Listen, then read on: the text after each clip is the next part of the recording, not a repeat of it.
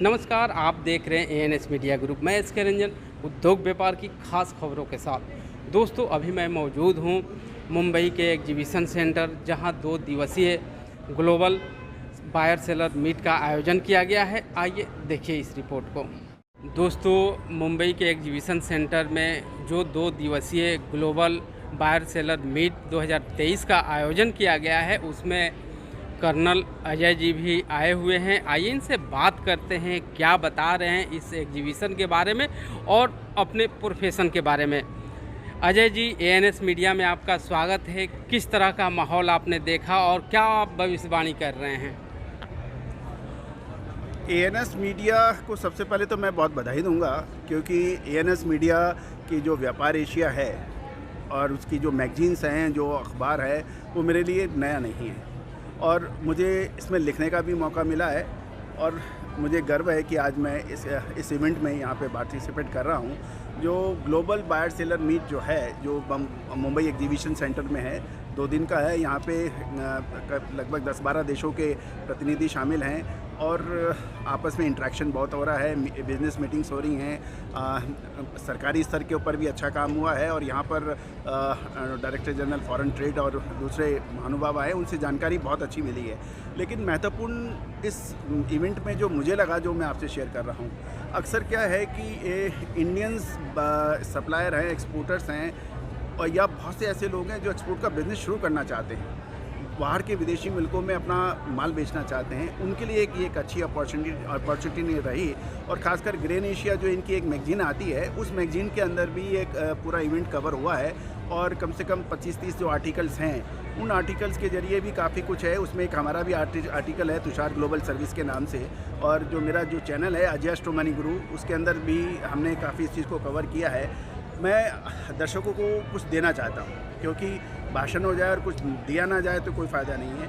क्योंकि यहाँ पर एक स्पाइसेस का विशेष है और स्पाइसेस के अंदर मुझे लगता है कि क्यूमनी यानी जीरे ने, आपको याद होगा कि 8 अगस्त को जीरा मीट के अंदर हमने एडवांस कहा था और अपने ग्रेन एशिया के अंदर लिखा भी था कि अगस्त महीने के अंदर मध्य में जीरा टूट सकता है, और जीरे ने बुरी तरह से पिटाई खाई।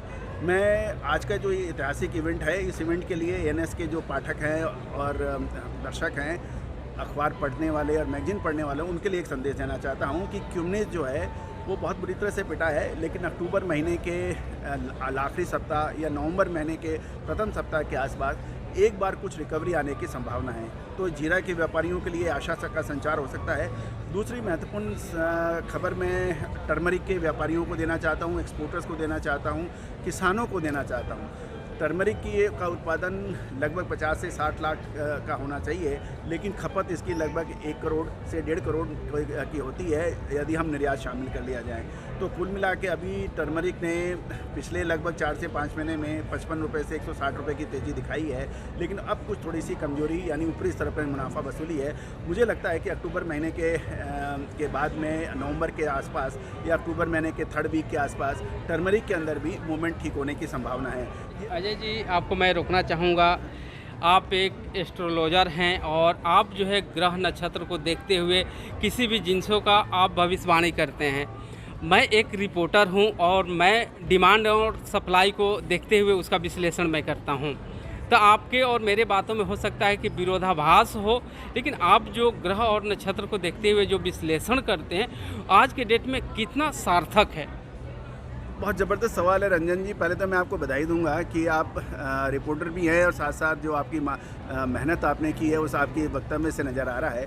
देखिए, फंडामेंटल एनालिस्ट जैसे मैंने कहा, यदि आप जीरे के ऊपर बात करें तो जीरे के अंदर अभी जो मौजूदा स्टॉक है वो लगभग 12 लाख से 13 लाख बोरी के आसपास है, और जो खपत, जो एवरेज खपत होती है वो 3 से 4 लाख बोरी प्रति महीना होता है। और यदि अभी जीरे की फसल, यदि आप जीरे को समझते हैं तो जीरे की नई फसल फरवरी माह से पहले नहीं आएगी, क्योंकि ये रबी की फसल है। बुआई इसकी अक्टूबर में होगी।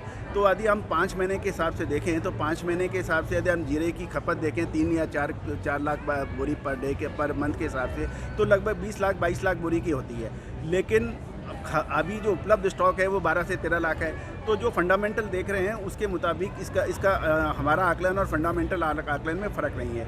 लेकिन एक चीज़ मैं आपको बताऊं कि जब जीरा में तेज़ी आई तो मैंने व्यापारियों से, एक नहीं कई व्यापारियों से मैंने बात की, तो उन्होंने बताया कि जो गुजरात में चुनाव हुआ उसमें जीरा और हीरा के व्यापारियों ने जो है पैसे खूब लगाए और उसके बाद जो है इन दोनों जिन्स में जो है तेज़ी आई। इसको आप कैसे देखते हैं? देखिए, पॉलिटिकल सवाल है, लेकिन ये निश्चित की बात है कि पॉलिटिकल फंडिंग है या नहीं है, मैं इसके बारे में कुछ कह नहीं सकता क्योंकि मेरे को इसमें इंटरनल चीज़ें हैं। लेकिन हीरे के ऊपर तो मैं आपको ये कह सकता हूँ कि हीरे की जो मार्केट इंटेलिजेंस कह रही है या डाटा कह रहे हैं, हीरे का व्यापार इस साल लगभग 25 से 30% डाउन है। और जहाँ तक जीरे का सवाल है, फंडिंग अभी हो सकती है या मैं इसके ऊपर कोई कमेंट नहीं करूँगा, लेकिन जीरे ने 2022 जनवरी से ही जो मूवमेंट ऊपर का दिखाया है, वो जो लगभग 24,000 का जीरा 65,000 68,000 का आया है। लेकिन उस वक्त ना तो कोई चुनाव थे, ना कोई किसी किस्म से हीरा और जीरे का कोई कॉम्बिनेशन था। तो ये एक मेरा सिर्फ इतना कहना है कि ये एक तरह से तुकबंदी हो सकती है कि आपने हरा रंग पहना और बरसात हो गई, और किसी ने कहा रंजन जी ने जब हरा रंग पहना और बरसात हो गई, ये ऐसे ही है। इसके ऊपर मेरा नज़रिया यही है। और इस तरह की जानकारी देने के लिए आपको बहुत बहुत धन्यवाद। Thank you very much. मैं आपको यही कहूँगा कि एएनएस का जो ग्रेन एशिया करके एक मैगजीन आता है, मंथली मैगजीन, आप, मेरी सलाह ये है कि मैं इसलिए नहीं कह रहा हूँ कि मेरा आर्टिकल उसमें हर वक्त होता है और तुषार ग्लोबल सर्विसेज के नाम से, लेकिन मेरा ये दावा है कि एक बार पढ़ेंगे तो बार बार पढ़ेंगे। All the very best, good luck. Thank you sir. तो दोस्तों, इसी तरह एएनएस मीडिया देखते रहिए, लाइक कीजिए, शेयर कीजिए और सब्सक्राइब कीजिए। धन्यवाद।